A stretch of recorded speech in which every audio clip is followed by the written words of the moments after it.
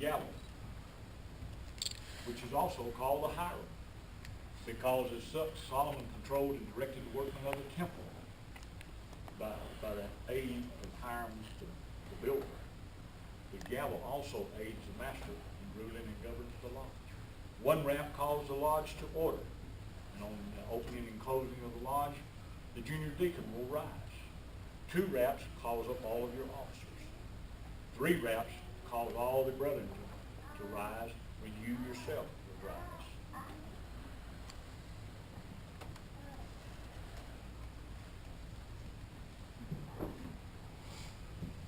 I now seat you in the oriental chair and cover you with that distinction, which is your privilege alone to wear.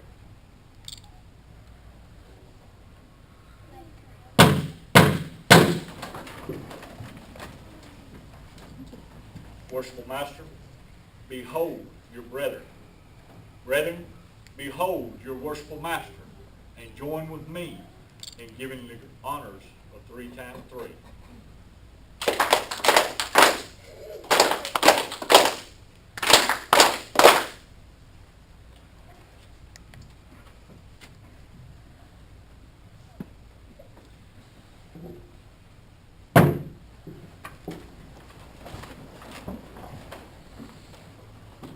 Brethren, be of one mind, live in peace.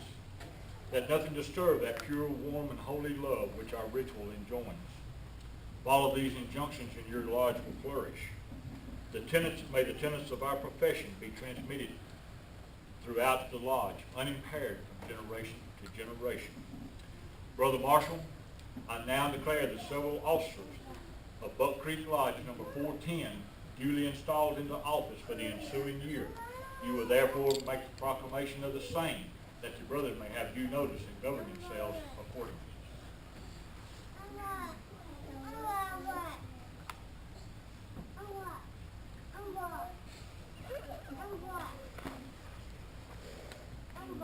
By order of the Worshipful Master, under the authority of the Most Worshipful Grand Lodge and free and accepted Masons for the state of Alabama, I declare the officers of Buck Creek Lodge number 410 duly installed. By grand honors of 3 times by 3. Okay. Thank you so much. It's all yours. I'll put you step off the stage. You'll have to take care of it yourself. Thank you, brother. All right, let's start off by giving these installing officers a nice round of applause. Thank you.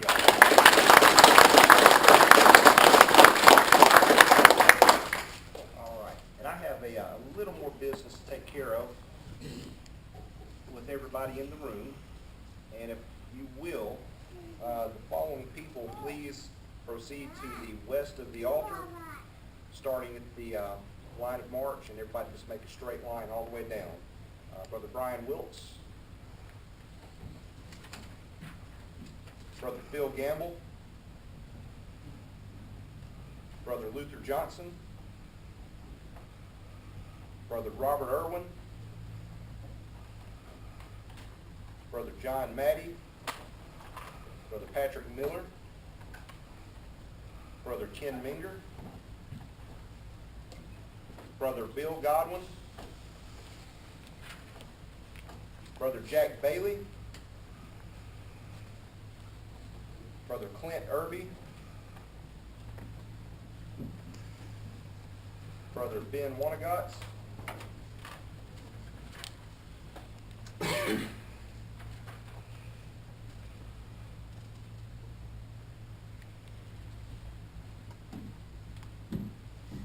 Brethren, I've called y'all before this lodge and visitors to announce that you have all been elected to one position or another as a committee of Buck Creek Lodge number 410. I've asked each of you to take on certain jobs and roles. You all have a description of the job. If you do accept that position, please publicly proclaim, I do. I do. Thank you, brother. Good to see you.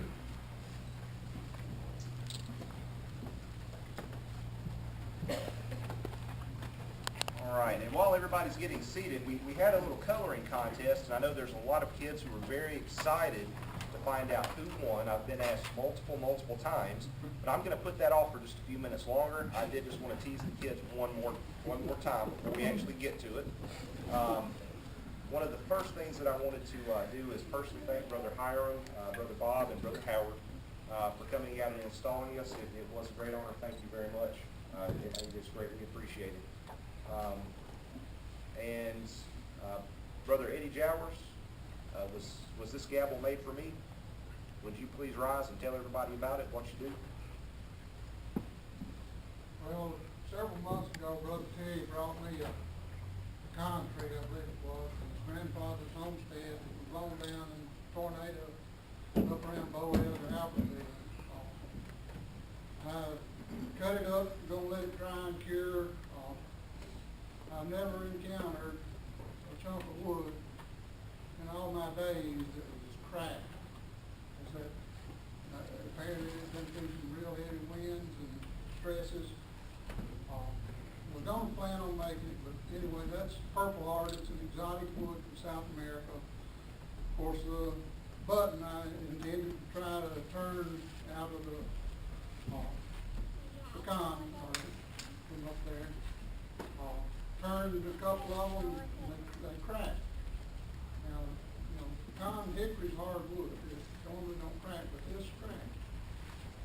So I took a piece of holly, of course, the masons here know the symbolism of evergreen, so it's in the butt of it. I was going to do the reverse and put the evergreen in the hole, put it inside the button that I was going to make. But anyway, I took some of the chips and shavings out of your grandfather's tree, and it is in the recess under the button. And hope you enjoy it. Thank you, brother. I appreciate it. It means a lot. At this time, I'm still going to put the kids off just a little bit longer. They asked me a few times, so I'm going to put them off a few times. And I'm going to take an opportunity, kind of a little tradition. We go around the room and we introduce and recognize our families. I'm going to start off, and first and foremost, I've got my children. Caden is asleep in my father's lap right now. He would normally be up running around, and he's lost his shoes at some point.